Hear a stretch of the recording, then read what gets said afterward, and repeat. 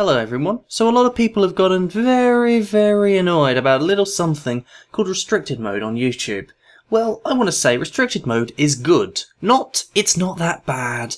Not, it could be worse. Restricted mode is actually good, and here's why. So probably the thing that annoys most people about restricted mode is that it's restricting the wrong content. It's blocking the wrong things. It's blocking the gays, which is, you can't block that. You can block other things, but don't block that one. Which, let's be honest, if you're annoyed by restricted mode blocking that, you don't have to turn it on. And this is the big crux of my entire argument about why it's good. You don't have to turn restricted mode on. It is off by default. Now, I'm going to make a comparison to something else that is very similar, Twitter's quality filter, which very few, or some people have complained about, but surprisingly few. Worryingly few, I'd say. The real big difference is first off, a smaller difference, the name. Twitter calls it a quality filter, which makes it sound like, if you don't know what it is, you go, well, I like good quality, I guess I'll keep it on. Whereas YouTube's restricted mode, it is called restricted, it lets you know in the very name, yeah, this is going to restrict your access to videos. Oh, well,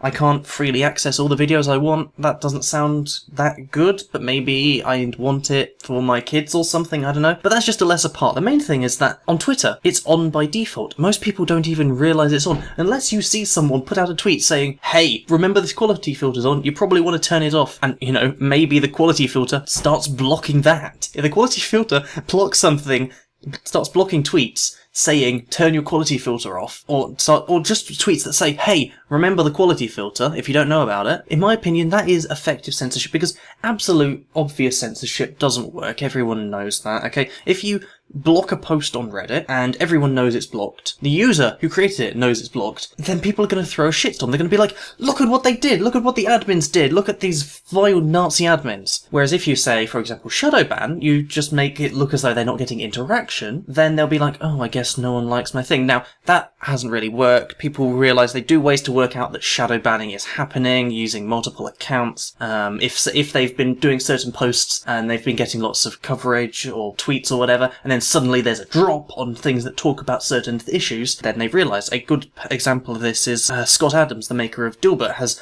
whenever he does a post about Trump, normally it's a link to his blog. He makes the text about kittens, because that way it doesn't get blocked. People have found ways to go around the filter, but the point is the filter's still there in the first place, and it's on by default. If it was off by default, Scott Adams wouldn't need to try and work his way around it. He could just speak freely, and people would see that if they wanted to. If they didn't, they can choose to block him, they can choose to mute him, they can choose to just not follow him, if they like. You can choose to avoid people. There's nothing wrong with that. You can avoid whoever you want. I don't care. But if someone else tells you, no, you're not allowed to see these people, I want to know why you're not allowed to hear from them. Now, restricted mode is the total opposite of this. It starts off. It's off. If you turn it on, you know how to turn it on. You cannot turn it on without knowing how to turn it on. And, more importantly, you specifically have to go out of your way, okay? Restricted mode is not an obvious feature at the top of every page. It's something that's right at the bottom that you have to scroll down, but in almost every single page, you won't see. In most pages, it's at the bottom, and the way YouTube is designed, I have YouTube open right now, and I have a video open. I have to scroll all the way through a whole bunch of comments on the video to see restricted mode. On the homepage, I have to scroll through recommendations to see it.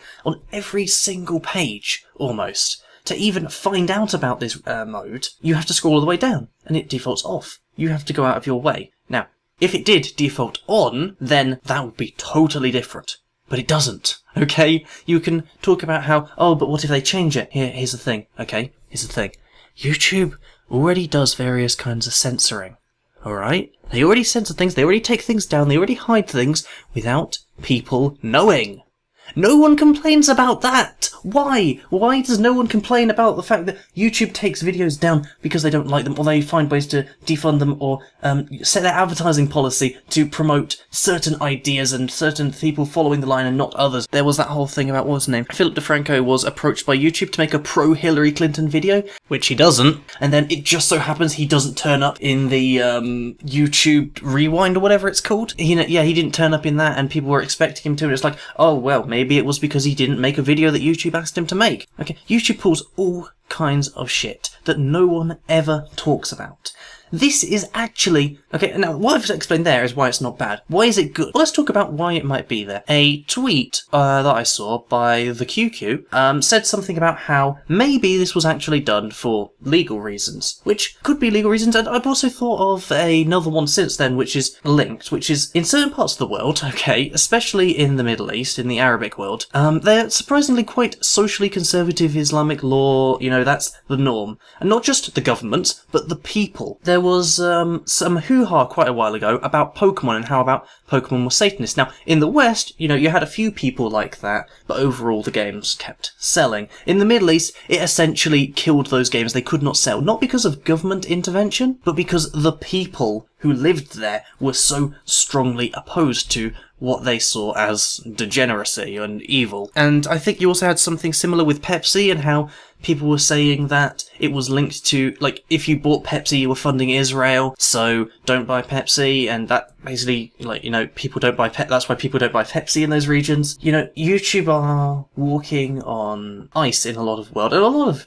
businesses that allow open, free content, or, well, I say open free, it's YouTube, it's not quite there, but even the amount that YouTube does allow, and specifically the type that YouTube allows, would not go down well in those countries. Now, if you put down, say, a restricted mode, any argument that YouTube is promoting degeneracy, YouTube is promoting, I don't know, Israel or something, they can say, no, all you have to do is just turn this on and restricted mode. You don't have to worry, okay? You people don't have to worry. It's a cover.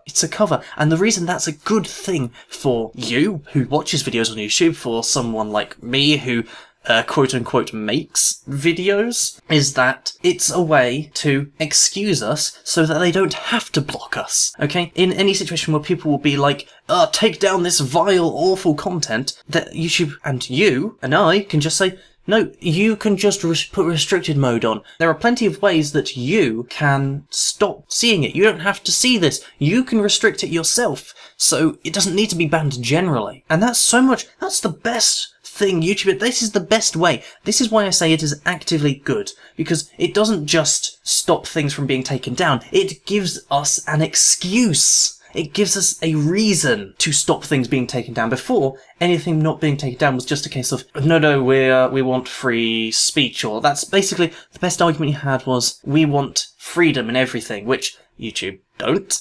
And businesses definitely don't, the advertisers don't, and a lot of people watching clearly don't, because what they're complaining about isn't censorship, they're complaining about who's being censored. Ah, dear.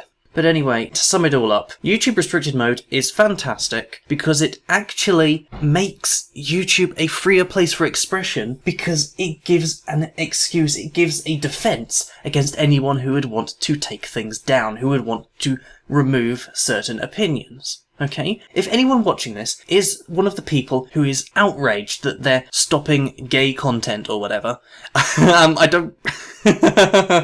I just realised what that sounds like. Anyone who is outraged that they're stopping content about homosexuality, that's probably a better way of putting it, restricted mode might be the only thing that's allowing your content to exist on the platform in certain countries. You know, can you imagine Iran? Okay, can you imagine if the Iranian government, you sent the Iranian government, okay, this is the kind of content on YouTube, it's videos about how being gay is good and wonderful and how you should be happy about it, and they'd go, oh, is this the kind of stuff on YouTube? Okay, we'll ban YouTube then. And then YouTube goes, oh, we can't make money in Iran, and we can't make money in all these other countries, Saudi Arabia and wherever else.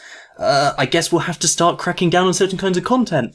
Oh dear, and now your videos have been taken down. The videos that you were complaining were being restricted in restricted mode are now being taken down altogether because there's no defense in restricted mode. Restricted mode defends creators from censorship. Alright?